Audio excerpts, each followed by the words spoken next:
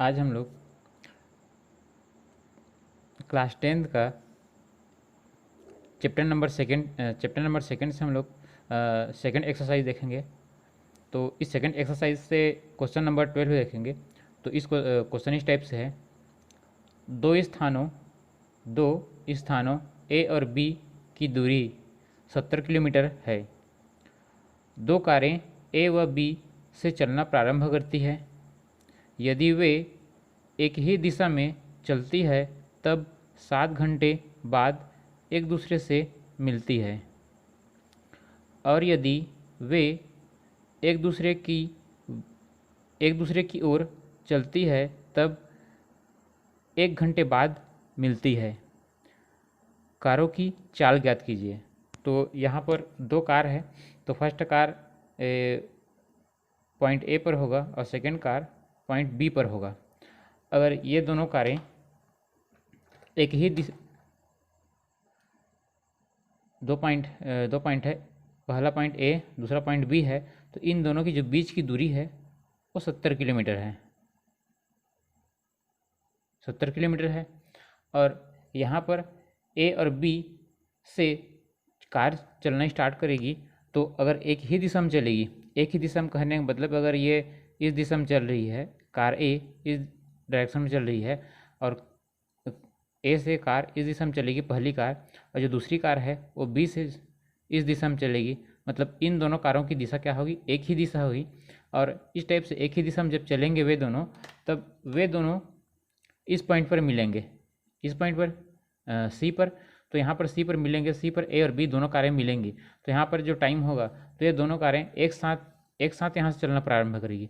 Car पहली car ए से और दूसरी कार बी से अपने अपने स्थान से एक ही समय में चलना प्रारंभ करेंगी, और एक ही दिशा में जब चलेंगी तो वे दोनों कारें इस पॉइंट सी पर मिलेंगी। और यहाँ पर जो मिलेगा उसका मिलने का जो टाइम है वो 7 आवर, मतलब 7 घंटे बाद मिलेंगे। ये दोनों कारें एक दूसरे को पॉइंट सी पर 7 घंटे बाद मिलेंगी। और यदि वे दोनों एक दूसरे के विपरीत दिशा में चलें, विपरीत दिशा में कहने का मतलब अब जैसे यहाँ से पॉइंट ए से कार इस दिशा में चल रही है, इस दिशा में चलेगी, और जो बी से जो कार चलेगी वो इस दिशा में चलेगी, बी से कार इस दिशा में चलेगी और इस कार इस दिशा में चलेगी, मतलब एक दूसरे की विपरीत दिशा, एक दूसरे की ओर ही चल रही है।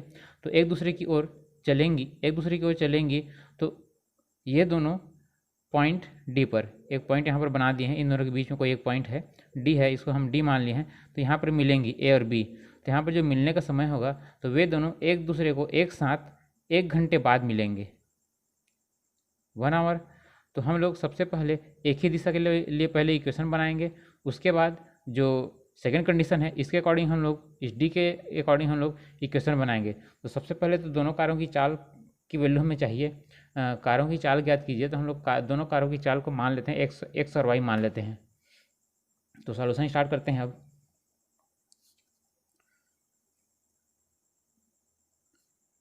माना कि ए से चलने वाली कार की चाल एक्स तथा बी से चलने वाली कार की चाल वाई है। तो यहाँ पर हम लोग मान लिए जो कार ए पॉइंट ए से जो चलेगी कार, तो यहाँ से जो कार चलेगी इसकी चाल को हम मान लिए एक्स मान लिए हैं, और बी से जो कार चलेगी इसकी चाल को हम वाई मान लिए हैं। तो यहाँ पर चाल को यहाँ पर मैं लिख देता हूँ, इसकी चाल एक्स है और इसकी चाल वाई है। मतलब ए से जो कार चलेगी उस कार की चाल एक्स है, और बी से जो कार चलेगी उस कार की चाल वाई है।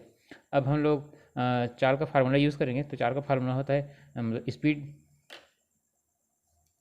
फार्मूला पता है, speed equal distance upon time. Speed equal distance upon time, या ये कह सकते हैं चाल बराबर दूरी बटे समय। इसी को हम लिख सकते हैं चाल बराबर दूरी बटे समय। तो इस फार्मूला का हमें यूज़ करना पड़ेगा। तो हम लोग के पास स्पीड है, तो सबसे पहले हम लोग कार ए के लिए इस फार्मूला का यूज़ करेंगे। उसके बाद ए से पहली कार के लिए इस फार्मूला का यूज़ करेंगे। उसके बाद जो बी से जो कार चलेगी दूसरी कार, उसके लिए भी हम इस फार्मूला का यूज़ करेंगे। तो दोनों के लिए हम अलग अलग यूज़ कर लेते हैं। उसके बाद हम लोग को तो स्टार्ट करते हैं ए से चलने वाली कार के लिए, या पहली कार भी कह सकते हैं।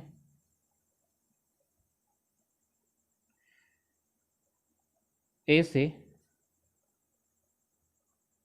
चलने वाली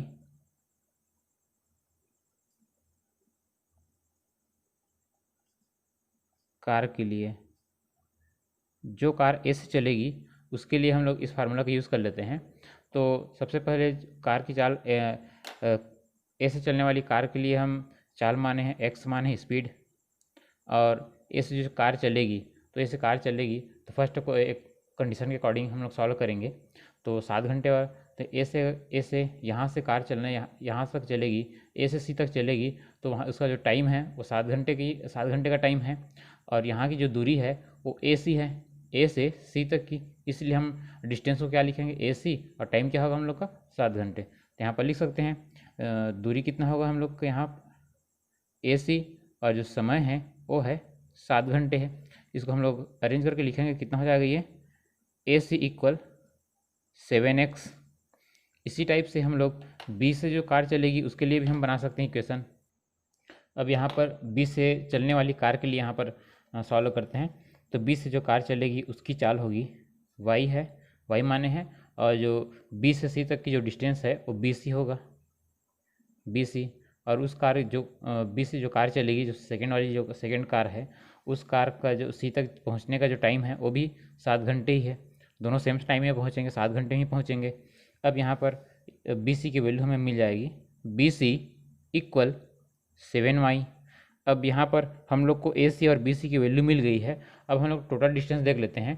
तो टोटल जो डिस्टेंस है यहाँ से यहाँ तक ए सी की वैल्यू हम लोग को मिल गया है 7x, और बी सी की वैल्यू मिल गया है हम लोग को 7y। अब हम लोग इक्वेशन बनाते हैं। यहाँ पर हम लोग A C equal A B plus B C ले सकते हैं। अब ए से यहाँ पर ये लिख सकते हैं A C equal A B plus B C. इन सभी का वैल्यू हम लोग के पास है, तो सभी की वैल्यू हम लोग रखते जाते हैं। यहाँ पर ए सी की जो वैल्यू है वो 7x है, 7x, और ए बी की वैल्यू है, ए और बी 2 पॉइंट है, उनके बीच की दूरी क्वेश्चन में दिया है इस 70 किलोमीटर है। और जो बी सी की वैल्यू है ये 7y होगा, 7y है यहाँ से बी सी की वैल्यू। अब इसको हम लोग इक्वेशन के रूप में अरेंज करेंगे तो इस टाइप से बनेगा ये 7x माइनस 7y इक्वल 70। अब इसको हम लोग 7 से डिवाइड करेंगे तो यहाँ पर मिलेगा हमें x माइनस वाई इक्वल 10। तो ये होगा इक्वेशन नंबर फर्स्ट बन गया हम लोग का। तो ये फर्स्ट क्वेश्चन का फर्स्ट कंडीशन है, उसके अकॉर्डिंग ये इक्वेशन नंबर फर्स्ट बन गया है। अब इसी क्वेश्चन का हम लोग सेकंड कंडीशन को देख लेते हैं। तो सेकंड कंडीशन में यहाँ पर बताया गया, सेकंड कंडीशन में यदि वे एक दूसरे की ओर चलती है तब 1 घंटे बाद मिलती है। तो एक दूसरे की ओर यहाँ पर संकेत कर दिए हैं, ए से कार चलेगी बी की दिशा में और बी से कार चलेगी ए की दिशा में, तो वे दोनों बिंदु डी पर मिलेंगी। तो यहाँ पर ए बी मिलेंगे, दोनों मिलेंगे। यहाँ पर ए से चलने वाली और बी से चलने वाली कार, दोनों कार यहाँ पर क्या होगी, मिलेंगी। अब यहाँ पर जो मिलने का जो टाइम है वो 1 घंटा ही है। तो 1 घंटा है, तो इसके अकॉर्डिंग भी हम लोग इक्वेशन बनाएंगे। तो यहाँ पर हम लोग यहाँ से यहाँ तक की दूरी ज्ञात करेंगे, यहाँ से यहाँ तक की दूरी ज्ञात करेंगे। तो यहाँ से यहाँ तक की दूरी कितना होगा, जो अभी जो स्पीड चाल बराबर दूरी बटे समय का फार्मूला का यूज़ किए हैं 7 घंटे के लिए, उसी टाइप से इसके लिए भी हम लोग यूज़ कर लेते हैं। अब यहाँ पर हम लोग दोनों के लिए बना लेते हैं। ए से चलने वाली कार के लिए, तो ए से जो कार चलेगी तो उसकी चाल होगी x, और ए से बी की ओर चलेगी तो ए से बी की ओर चलेगी तो डी बिंदु पर मिलेंगी। तो उसको हम लिख सकते हैं ए डी, और जो उसका टाइम होगा 1 घंटे टाइम है उसका, तो यहाँ पर कितना होगा ए डी इक्वल एक्स होगा, इसका इंटू यहाँ होगा। तो इसी टाइप से बी से ए की ओर चलने वाली जो कार है वो बिंदु डी पर मिलेंगी। तो इस एक बी से चलने वाली कार की जो स्पीड है वो वाई, और बी से डी तक चलेगी तो इसको हम लिख सकते हैं बी डी। तो वो भी 1 घंटे बाद ए से मिलेंगे, तो इसके लिए हम लिख सकते हैं बी डी इक्वल वाई। अब इन दोनों के बेस पे हम लोग इक्वेशन बना लेते हैं। तो यहाँ पर हम लोग लिख सकते हैं ए बी इक्वल ए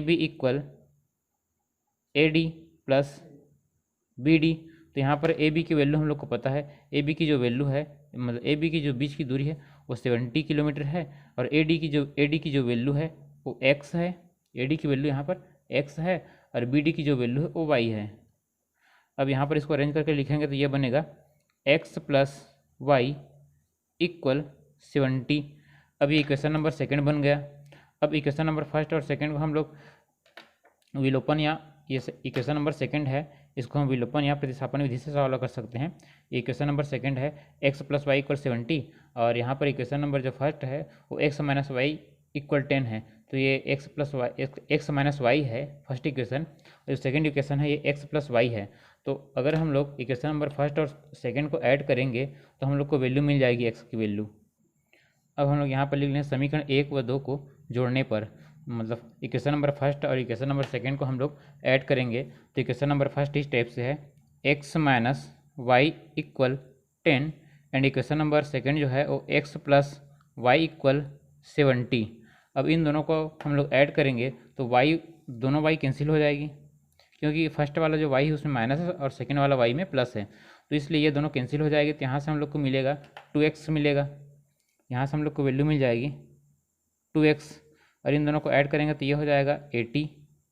तो यहाँ पर x की जो वैल्यू होगी वो होगी 40 होगा, क्योंकि 2 से 80 को डिवाइड करेंगे तो कितना मिलेगा, हमें 40 ही मिलेगा।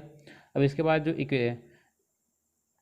x की वैल्यू यहाँ पर 40 है तो ये 40 किलोमीटर हो गया। अब इस वैल्यू को हम लोग यहाँ पर इक्वेशन नंबर फर्स्ट या तो इक्वेशन नंबर सेकंड में रखेंगे तो हम लोग को y की वैल्यू मिल जाएगी। तो हम लोग लिख लेते हैं यहाँ पर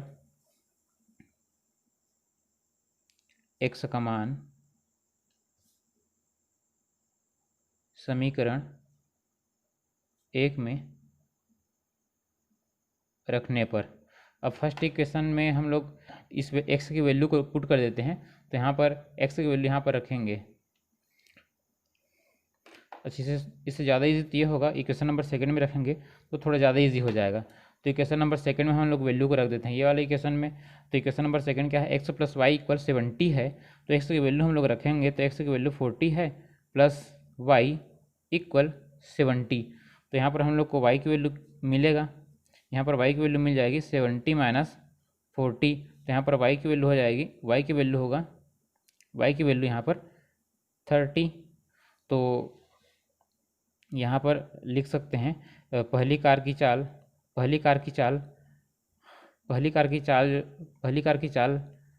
40 किलोमीटर प्रति घंटा, और जो दूसरी कार की चाल है वाई, तो इसकी चाल है 30 किलोमीटर प्रति घंटा। अब हम लोग क्वेश्चन नंबर 13 देखने वाले हैं। तो क्वेश्चन इस टाइप से है एक विद्यालय के दो कमरों ए और बी में कुछ विद्यार्थी बैठे हैं। जब ए से 10 विद्यार्थी बी में भेज दिए जाते हैं तो दोनों कमरों में विद्यार्थियों की संख्या समान हो जाती है, और जब 20 विद्यार्थी बी से ए में भेज दिए जाते हैं तब ए के विद्यार्थियों की संख्या बी से दोगुनी हो जाती है। प्रत्येक कमरे के विद्यार्थियों की संख्या ज्ञात कीजिए। तो यहाँ पर इस टाइप से छोटा सा डायग्राम बना लेते हैं। तो यहाँ पर ये एक कमरा है, फर्स्ट कमरा, और ये सेकंड कमरा है, तो यहाँ पर इस कमरे को हम ए मान लेते हैं, इस कमरे को बी मान लेते हैं। तो यहाँ पर विद्यार्थियों की संख्या x है और यहाँ पर विद्यार्थियों की संख्या y मान लेते हैं। तो यहाँ पर जो फर्स्ट कमरा ए है, इस कमरे में विद्यार्थियों की संख्या x है, और जो कमरा बी है इसमें विद्यार्थियों की संख्या y है। अब यहाँ से 10 विद्यार्थी यहाँ चले जाएंगे, तो यहाँ पर कितना होगा, -10 फर्स्ट कंडीशन के अकॉर्डिंग। तो यहाँ पर विद्यार्थियों की संख्या कितना होगा, +10 हो जाएगा। मतलब यहाँ पर 100 विद्यार्थी थे, तो 100 विद्यार्थी में से अगर 10 कम कर दिए जाएँ, 10 विद्यार्थी यहाँ भेज दिए जाएंगे, बी में अगर 10 विद्यार्थी भेज दिए जाएंगे तो यहाँ पर 10 बढ़ जाएगा, यहाँ पर विद्यार्थियों की संख्या 10 अधिक हो जाएगी। अब इस कंडीशन में यहाँ पर क्या बोला है, इस कंडीशन में यहाँ पर ये बोला है, जब ए से 10 विद्यार्थी बी में भेज दिए जाते हैं तो दोनों कमरों में विद्यार्थियों की संख्या समान हो जाती है। तो यहाँ पर ये इस टाइप से बन जाएगा, ये x - 10 इक्वल y + 10 होगा, क्योंकि यहाँ पर ए में विद्यार्थियों की संख्या x है, तो यहाँ पर 10, यहाँ का जो 10 विद्यार्थी वहाँ बी में चले गए तो इस टाइप से हो जाएगा। ए में अब संख्या x - 10 बच जाए, x - 10 बच जाएगी, हो जाएगी। और यहाँ पर बी में अगर ए से 10 विद्यार्थी यहाँ पर आ जाएंगे तो यहाँ पर यहाँ की बी की संख्या अब क्या हो जाएगी, y + 10 हो जाएगी।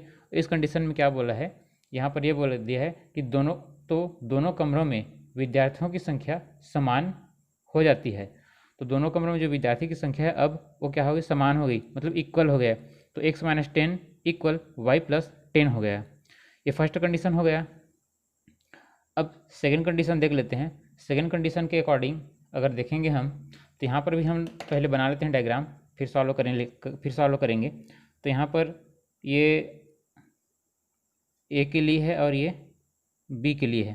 तो यहाँ पर विद्यार्थियों की जो संख्या है स्टार्टिंग में, पहले यहाँ पर कितना x है ए में और बी में y है, इसको हम लोग a मान लेते हैं, इसको b मान लेते हैं। तो ये a हो गया और ये b हो गया। अब यहाँ पर सेकंड कंडीशन में ये बोला है, सेकंड कंडीशन में जब 20 विद्यार्थी बी से ए में भेज दिए जाते हैं। अब क्या करेंगे, 20 विद्यार्थी कहाँ जाएगा, बी से ए में। अब यहाँ से 20 विद्यार्थी यहाँ की संख्या कितना है, y है, तो यहाँ पर 20 यहाँ आ जाएंगे, यहाँ से 20 यहाँ आ जाएंगे, तो यहाँ आएंगे 20, तो यहाँ कितना हो जाएगा, माइनस में 20 लिख सकते हैं और यहाँ पर +20 लिख सकते हैं। अब एक काम हो गया, अब यहाँ पर भेज दिए जाते हैं, तब ए के विद्यार्थियों की संख्या बी से दोगुनी हो जाती है। अब ए में विद्यार्थी की जो संख्या है वो बी के विद्यार्थियों की संख्या के दोगुनी हो जाती है। मतलब यहाँ पर ये लिख सकते हैं x + 20 equal to and bracket में y - 20 लिख सकते हैं। तो ये हो गया हम लोग का सेकंड कंडीशन और ये वाला हो गया फर्स्ट कंडीशन। अब हम लोग मान के स्टार्ट करते हैं सॉल्यूशन को। अब हम लोग देखते हैं, माना कि ए में विद्यार्थियों की संख्या x है तथा बी में विद्यार्थियों की संख्या y है। मतलब ए में स्टूडेंट कितने मान लें हम, x मान लें। ए में जो स्टूडेंट की जो संख्या है वो x है और बी में स्टूडेंट की जो संख्या है वो y है। अब यहाँ पर फर्स्ट कंडीशन, मतलब इसको हम लोग शर्त लिखते हैं, शर्त फर्स्ट के अनुसार या फर्स्ट कंडीशन के अकॉर्डिंग यहाँ पर क्या होगा, यहाँ पर ए से 10 स्टूडेंट कहाँ चले जाएंगे, बी में चले जाएंगे, तो बी में कितना हो जाएंगे, y + 10 हो जाएगा। तो इस कंडीशन में क्या होगा, दोनों की वैल्यू क्या होगी, इक्वल होगी। तो इसको हम लोग डायग्राम के थ्रू देख लिए हैं। तो यहाँ पर हम लोग इसको सॉल्व करेंगे तो ये मिल जाएगा हम लोग को x - y इक्वल 10 + 10। इस 10 की साइड ले आएंगे, इस y की साइड लाएंगे तो इस टाइप से बनेगा। अब ये हो जाएगा x - y इक्वल 20 हो गया। तो ये हो गया हम लोग का इक्वेशन नंबर फर्स्ट बन गया, इक्वेशन नंबर फर्स्ट बन गया। अब देखते हैं सेकंड कंडीशन के अकॉर्डिंग, तो इसको हम लोग लिख सकते हैं शर्त सेकंड के अनुसार। तो यहाँ पर सेकंड कंडीशन के अकॉर्डिंग यहाँ पर हम लोग को मिलेगी वैल्यू, जब बी से, मतलब बी से हम लोग, बी में स्टूडेंट की जो संख्या है वो y है, तो यहाँ से हम लोग 20 लोग को ए में ले जाएंगे, तो ए में जो संख्या है वो x है, तो यहाँ पर इसकी संख्या कितना हो जाएगा, x + 20 होगा। तो इस कंडीशन में ए की जो संख्या है वो बी की संख्या की दोगुनी हो जाएगी। ये सेकंड कंडीशन रखा है। अब इसके बाद इसको हम लोग सॉल्व करेंगे तो मिल जाएगा ये x + 20 = 2y - 40। अब इसको हम लोग अरेंज करके इक्वेशन बना लेते हैं तो ये बनेगा x - 2y = -40 - 20। तो ये हो जाएगा x - 2y = -60। ये होगा इक्वेशन नंबर।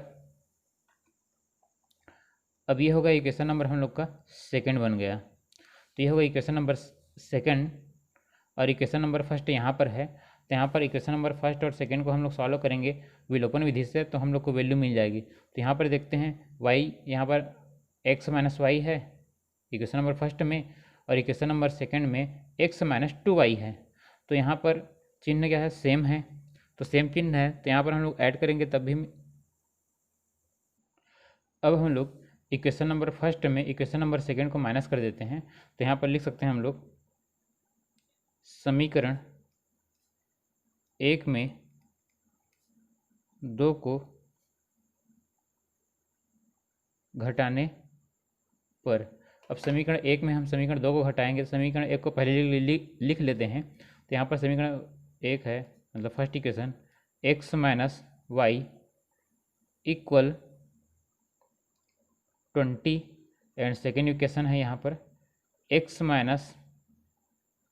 2y = -60। अब इक्वेशन नंबर फर्स्ट में इक्वेशन नंबर सेकंड को हम माइनस कर रहे हैं तो ये क्या होगा, ये माइनस होगा और ये प्लस होगा। x के लिए माइनस और इसके लिए प्लस होगा, इसके लिए भी ये प्लस हो जाएगा। अब यहाँ पर हम लोग सॉल्व करेंगे इसको तो वैल्यू हम लोग को मिल जाएगी। यहाँ पर x कैंसिल होगा, यहाँ पर -y और +2y है तो यहाँ पर हम लोग को वैल्यू मिलेगा y और यहाँ पर ये भी प्लस है और ये भी प्लस है तो यहाँ पर वैल्यू हो जाएगी 80 हो गए। मतलब बी में स्टूडेंट की जो संख्या है मतलब विद्यार्थियों की जो संख्या है वो 80 है। अब यहाँ पर हम लोग y की वैल्यू हम लोग इसकी वैल्यू यहाँ पर हम रखेंगे, इक्वेशन नंबर फर्स्ट हम रखेंगे तो हमें x की वैल्यू मिल जाएगी। तो यहाँ पर हम लोग लिख सकते हैं y का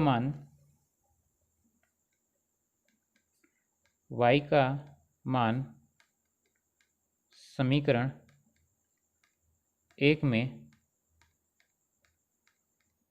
रखने पर। अब समीकरण 1 में रखेंगे और समीकरण 1 किस टाइप से है, यहाँ पर दिया समीकरण 1 x - y = 20 है तो x की वैल्यू x - y = 20 तो y की वैल्यू यहाँ पर 80 है इक्वल 20। तो यहाँ पर हम लोग को x की वैल्यू मिलेगा, इस साइड जाएगा तो ये हो जाएगी 100 हो जाएगी 100। अब यहाँ पर a में स्टूडेंट की संख्या कितने हो गए, a में स्टूडेंट की जो संख्या है वो 100 है और b में जो स्टूडेंट की संख्या है वो है 80। अब ये हो गए हम लोग का आंसर। अब हम लोग को दोनों क्वेश्चन सॉल्व हो गए हैं।